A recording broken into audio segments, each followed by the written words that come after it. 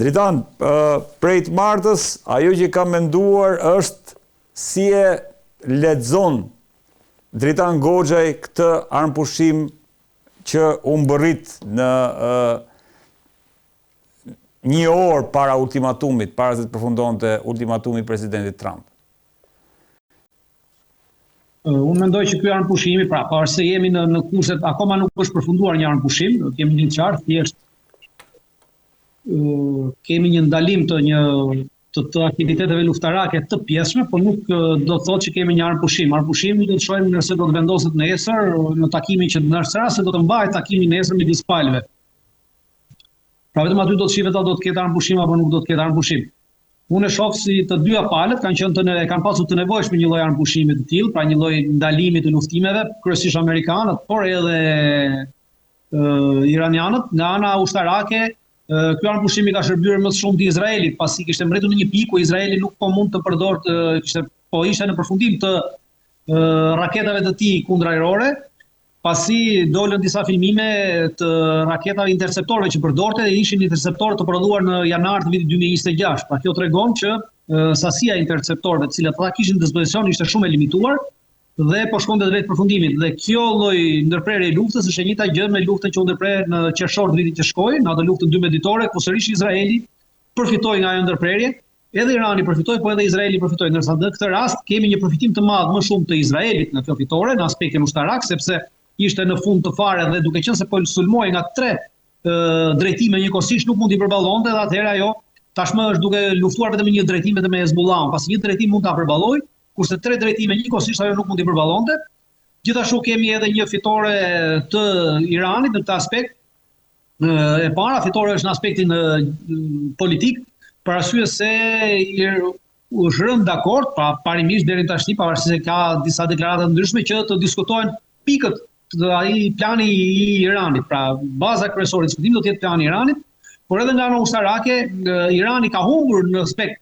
iniciativën strategjike në këtë moment, cilën e kishte, por i ka mbetur atij iniciativa operacionale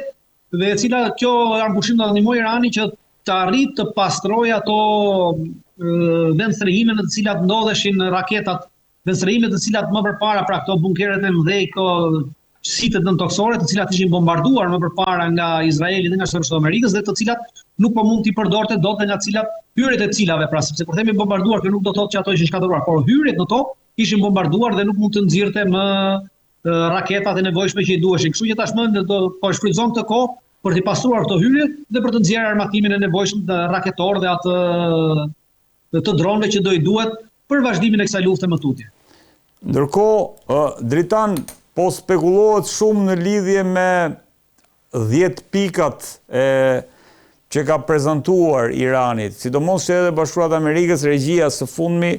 vazhdojnë, qoftë J.D. Vance, qoftë Donald Trump, vazhdojnë e flasin që po bëhet fjalë për disa pika krejt të tjera nga ato që prezantohen nëpër media dhe nëpër portale. Sulmon CNN-in vazhdimisht presidenti Trump, por ka sulmuar së fundmi edhe podcaster të famshëm që kanë qenë në krah të tij dhe në krah të zgjedhjes tij gjatë fushatës elektorale, për cilat bëhet fjalë, për cilat pika bëhet fjalë. A kemi një kornizë të piketave ku palët do të mbështeten për të ndërtuar më pas një paqe afatgjat, që thot presidenti Trump? Aktualisht, si fillim është rënë dakord për 10 pikë e Iranit, dhe këtë e ka pranuar edhe në Twitterin e vet presidenti Trump, pra ku nxorri atë publikimin, pasi nxorri aty në momentin që u bë, pra u arrit kjo marrëveshje armpushimi në ndërmjetësinë e Pakistanit, ministri i jashtëm i Iranit nxorri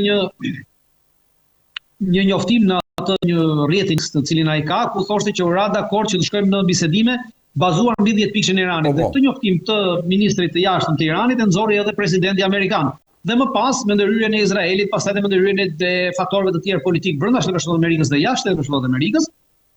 e hoqi këtë Twitter të kësaj dhe tashmë kanë filluar të thonë që jo nuk janë këto pikët, po janë pikë të tjera. Atëherë do të ishte mirë që në rast se bëhet llafë pikat të tjera, ti kishin nxjerr pikat e tjera, për arsye se Irani ka publikuar 10 pikat e tij dhe në rast se nuk qëndron ajo që thotë Irani, pra është e kundërta, atëherë edhe Shtetet Bashkuara të Amerikës duhet të kishin publikuar qoftë edhe një pikë të cila nuk është rënë dakord, pra është një pikë tjetër ndryshe nga ato 10 pikat e Iranit, por duke qenë se deri tash nuk kemi asnjë nxjerrje. Ky është Twitteri, Threads i parë i publikuar dhe aty bëhet fjalë, më duket, bëhet fjalë pikërisht bazuar në propozimin e bërë nga Irani në një plan 10 pikësh. Pikërisht, prandaj dhe deri tash pavarësisht kundërshtimeve që ka ardhur nga presidenti Trump, pavarësisht kundërshtimeve nga J.D. Vance dhe të tjerë aktorë të tjerë politikë në Shtetet Bashkuara të Amerikës dhe jashtë Shtetet Bashkuara të Amerikës, deri tash nuk është paraqitur as edhe një lloj pike që të ndryshojë nga ato se të paraqitet një plan tjetër që thotë ky është plani për cilin jemi marrë vesh do të ulemi në bisedime. Prandaj unë vazhdoj të qëndroj duke qenë se nuk ka një referendum, duke qenë se nuk po tregohet një diçka tjetër, atëherë thjesht është një lojë politike e Shtetet Bashkuara të Amerikës,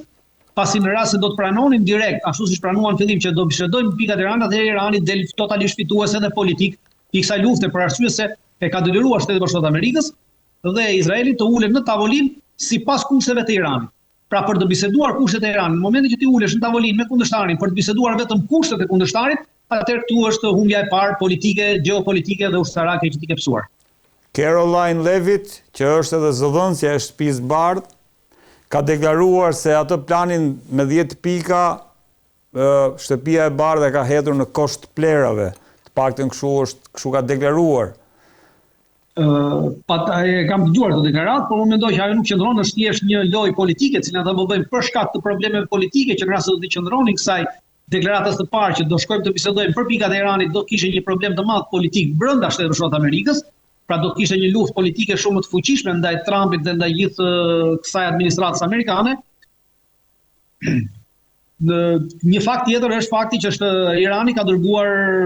delegacionin e Irani, e ka bërë të qartë që nuk do të dërgojë ky delegacion në Islamabad në rast se Shtetet Bashkuara të Amerikës nuk do të ishin dakord të bisedonin për 10 pikë që ka propozuar Irani. Pra kjo është një fakt tjetër më tepër që tregon që kemi të bëjmë me 10 pikë që ka propozuar Irani dhe jo me ashtu siç thotë Caroline Levitt, e cila është hedhur në koshin e plerave. Kështu që jemi, ja ku është ky është delegacioni. Pikërisht, prandaj po që faktet që po shohim tregojnë të kundërtën asaj çfarë deklarojnë zyrtarët amerikanë, qoftë ata të Shtëpisë Bardhë, qoftë ata të emëruar, qoftë ata të zgjedhur. A mendon Dritan se do të mbaj gjatë ky armpushim nisur nga fakti që menjëherë pas arritjes së këtij armpushimi Izraeli theu një nga ato që konsideroheshin pikat kryesore të marrëveshjes, ndërkohë Irani ka bllokuar ngushticën e Hormuzit. Pra, a mendon se do të mbaj gjatë kjo marrëveshje e brisht, le të themi? Për momentin Irani ka deklaruar që nesër, në rast se Shtetet Bashkuara të Amerikës nuk janë të gjendje që të ndalojnë Izraelin për të sulmuar Libanin, pra siç po e sulmon Libanin, atëherë ky takim mund mos zhvillohet fare, pavarësisht se palët kanë vajtur dhe gjenden në Pakistan, pra në Islamabad. Kështu që do ta shohim deri nesër. Në rast se nesër ky takim do të zhvillohet dhe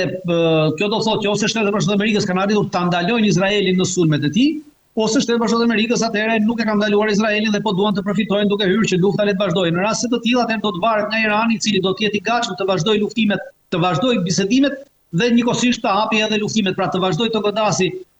njëkohësisht Izraelin dhe bazat amerikane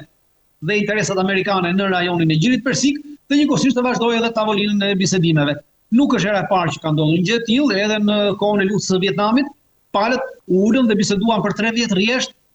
duke bërë luftime të vazhdueshme. Pra mund të ndodhë e njëjta gjë, ose iranianët mund të rriqen fare. Pra iranianët tashmë e kanë në dorë ata të vendosin se çfarë do të bëhet, do qëndrojnë në këto bisedime dhe do të vazhdojnë edhe luftimet, apo do të rriqen totalisht në bisedimet dhe do të vazhdojnë luftimet pa bisedime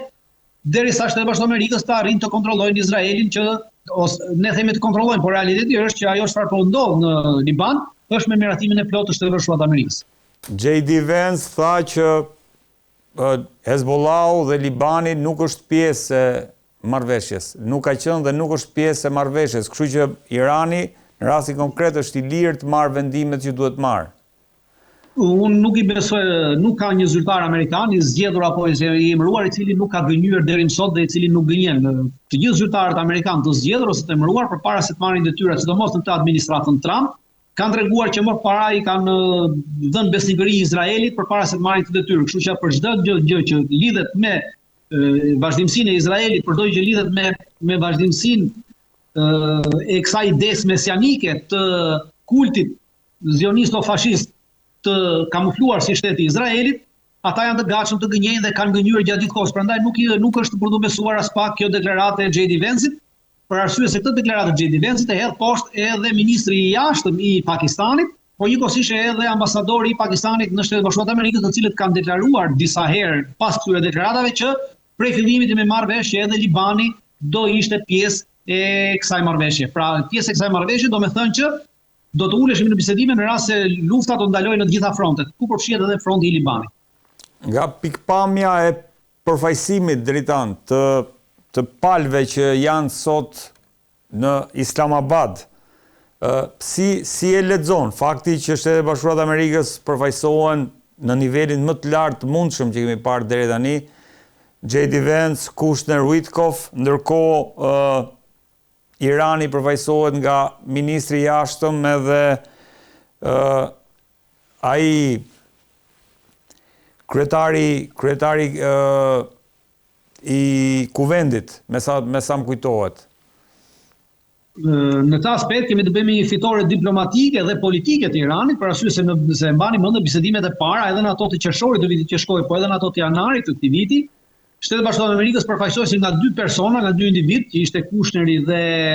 Witkoff, të cilët nuk përfaqësojnë realisht Shtetet e Bashkuara të Amerikës. Ata përfaqësojnë vetëm Donald Trumpin, pasi nuk janë persona as të zgjedhur dhe as të emëruar, nuk mbajnë asnjë detyrë, as të zgjedhur dhe as të emëruar në administratën amerikane. Pra duke qenë se të tillë ata nuk kanë asnjë tagër përfaqësimi, pasi çdo gjë që ata do të firmosin, është e pamundur që ti ta paraqesësh nesër në Kongres ose në Senat në mënyrë që ajo të ratifikohet. Ndërsa në këtë rast kemi pjesëmarrjen direkt të J.D. Vance-it, i cili është zëvendës presidenti i Shtetit Bashkuar të Amerikës dhe njëkohësisht është edhe kryetari i Senatit amerikan,